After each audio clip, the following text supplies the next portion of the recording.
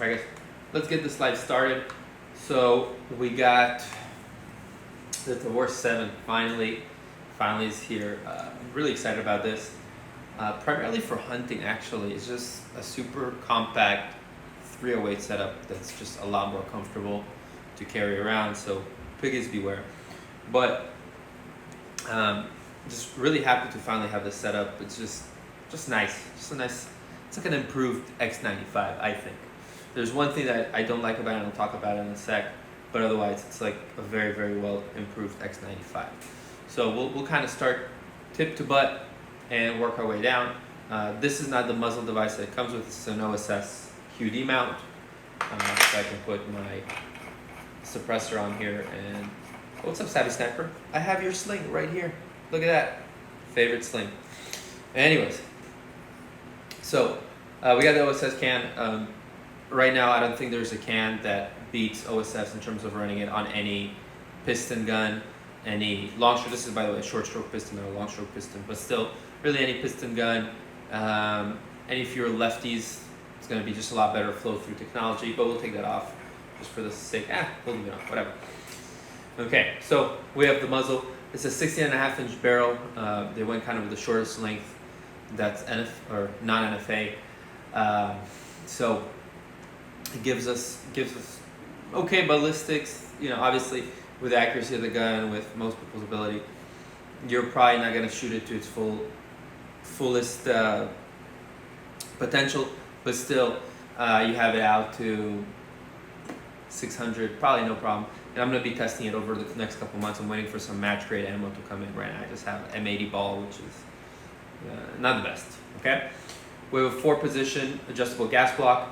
So we have regular, we have adverse conditions. So let's say it's rainy, muddy, whatever, you need more gas. We have a suppressed position, which I actually don't need to use with the SOSAX. I've actually tried it, and it doesn't cycle in the suppressed position because it's a flow-through can. Okay, and then we have super silent mode, which is basically, it's not going to cycle the action, so if you need a really quiet shot for some special things or if you're hunting. Okay, so pretty neat feature here. Moving on, we have a M-Lok rail slots on the sides and then Picatinny on the bottom here. Let's see if I can get this rail off. Probably.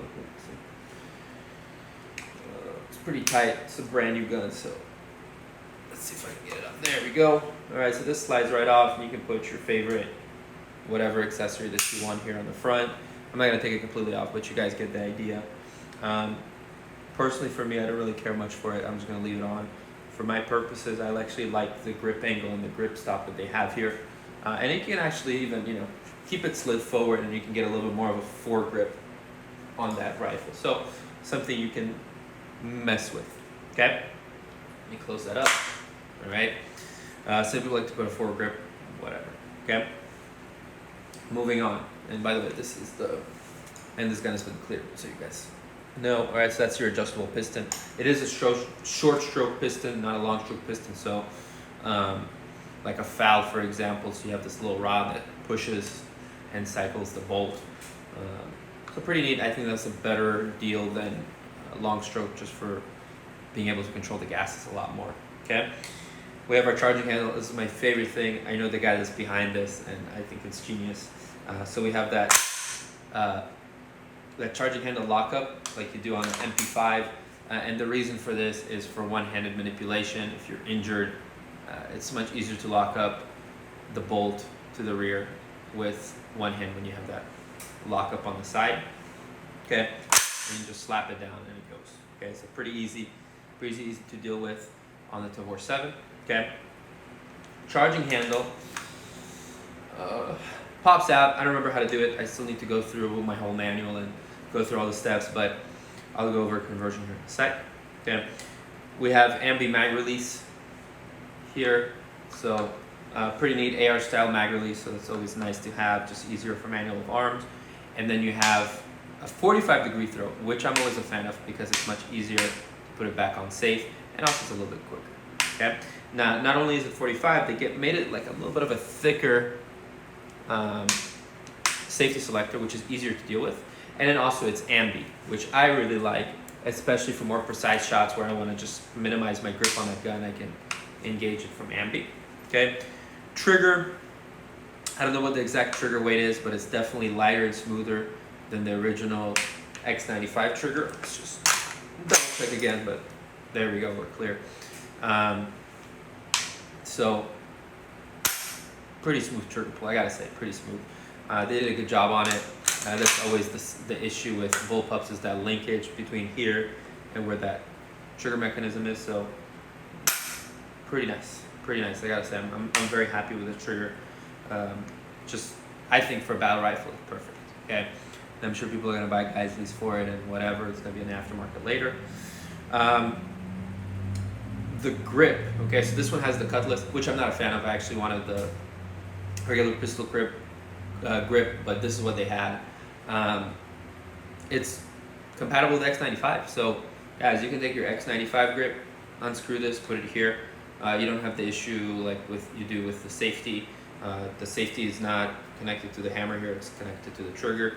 So you just unscrew this, pop it off, put the new trigger on. Super easy to do, so I'm very happy with that. That's a smart design that they did. Compatibility with previous models, that's always great. That's how you don't piss off the consumer.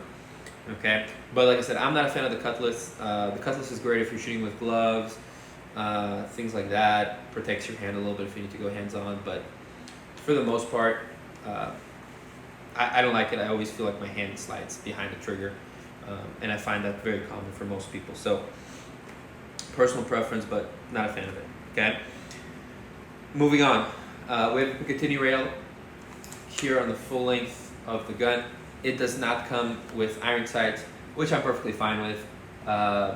You know, like nobody's running iron sights anymore, especially with a battle type rifle. You know, you want to do those precise shots, you're going to be running magnified optic, and I'm going to talk about my optic in the end.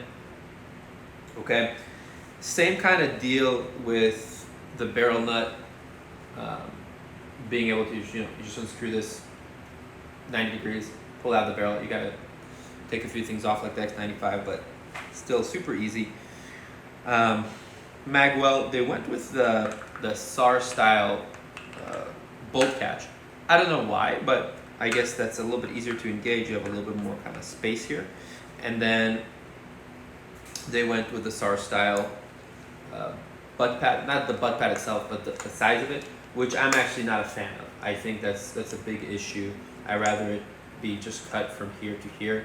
I think that's going to be a big issue running plates and things like that. You don't want a really big butt stock, but it is what it is. And we'll deal with it. I know Manticore Arms already came out with a butt plate for it. I'll probably be getting that because I'm not a fan of this really, really fat butt plate. Okay. Moving on. So QD attachment, they actually went dual-sided here on the others, on the Tavor 7 versus the X95, which is on one side, and you gotta take it out, put it on the other side to reverse it. So that's always great. And they got rid of the QD mounts in the front because you can always just get a QD mount and put it there, so it's probably smart. Same thing on the butt end. You got 2 slots for the QD mount, so that's always good. Let's see. This is a cool thing. I'm not going to fully convert it to lefty. I'm just going to show you guys. So right now it's set up for a righty shooter, so the ejection port is here. So all I need to do in order to convert it to the other side is I just pull this off, turn it, and then boom, there's that ejection port cover. And all I do is on the opposite side is I grab this. So let's see, I grab it, turn it, turn the other way. All right, and now I took that ejection port to the other side. Obviously I still need to turn the bolt and do a few more things, but that's pretty neat. That's a cool design. Makes it super, super easy to convert. You don't need to send this back to IWI to have it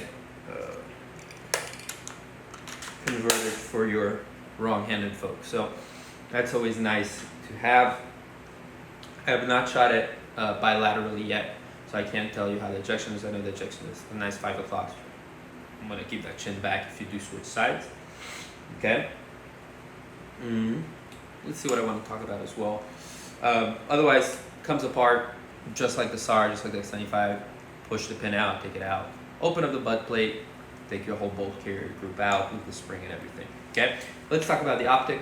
I went with the 126 Vortex. I would actually like to put a 1 through 10, but you know, they're all out, and they're probably not going to have any anytime soon as everyone is buying them. Those were going to be a giant hit from the get-go. So I'm running it in the Geisley mount.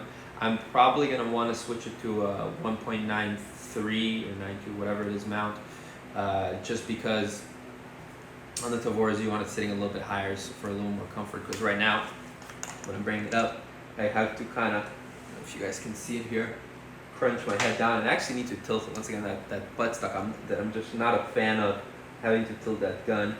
Not the biggest deal if I'm shooting from prone, but from standing, it's a little bit annoying. Okay, I have to induce that tilt, which I'm not a fan of. Okay, and that's kind of always the tricky part of running optics on, or magnified optics on bullpups, because you don't have the adjustable buttstock. You know, you have to find a happy medium where that you can use that optic and have good eye relief from prone all the way to standing. Okay, so it has to be super far forward for me from prone because my head is going to be further forward, but standing I'm going to have to kind of bring my head forward to get that good eye relief on the optic. Okay, and you know, the vortex is pretty forgiving as well, but still, you know, it's something that we want to address. Okay, barrel, by the way, is 1 to 12 twist. Not sure why they went with 1 to 12 versus 1 to 10, but I'm sure IWI has its considerations. I'm not a ballistics nerd, so I'm not going to argue with it. And that's it, guys. That's the quick overview on the Tavor 7. Okay, so there we go. There's the gun. For those of you that don't know, we do have a Tavor 7 mid-range operator course in September. End of September. People are already signing up for that. We're going to have free rentals available thanks to IWI. IWI is sponsoring it. It's not an IWI Academy class. It's a tactical fitness class. But they will be supporting us, so we'll have guns, we'll have slings. We may even have suppressors for you guys, thanks to OSS. And we're going to have optics for everyone, thanks to Vortex, as always, my good friends and sponsors there. They're going to be typically, I believe they're going to be Razor 1 through 6s, maybe Vipers 1 through 6s, and then maybe if we're lucky we'll get a 1 to 10 as well. And then of course my good friend John Wayne, who is probably a much better precision shooter than me. He's going to be assisting me with that class, especially when we start going to long range ballistic calculations, all that stuff. So that's it, guys. Any questions, anything on the Tavor 7 before I go on with the rest of my evening and do something productive? All right. Cool, guys. Thank you for watching. Have a great rest of your evening. And like I said, we have Tavor 7 coming up in September. Sign up for it. Don't miss out. It's going to be really fun. And as always, it's going to be a triple C tactical. So, guys, oh, what mag? Good question. It takes SR25 mags, so your regular mag pull SR25 mags. So you can take the 20 or the 25. I don't recommend the 25 just because it's super heavy. The 308 ammo is just heavier. So that's it. All right, guys. Thank you for watching. Have a great evening, and talk to you soon.